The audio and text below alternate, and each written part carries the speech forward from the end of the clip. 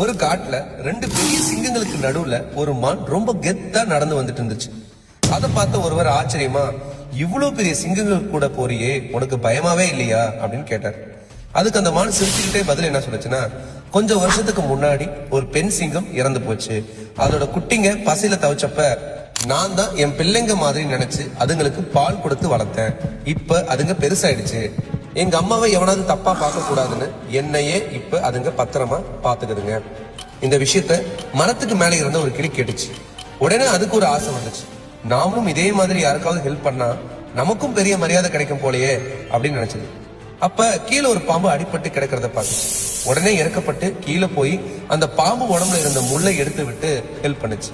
ஆனா அந்த பாம்பு கொஞ்சம் உடம்பு சரியான உடனே என்ன பண்ணுச்சுன்னு தெரியுமா? திரும்பின வேகத்துல உதவி பண்ண அந்த கிளியவே ஓங்கி ஒரு கொத்து.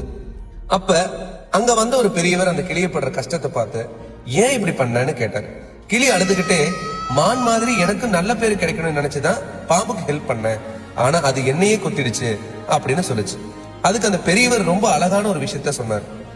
உதவி பண்றதா இருந்தா சிங்கத்துக்கு பண்ணு, அதுக்கு நன்றி உணர்வு இருக்கு.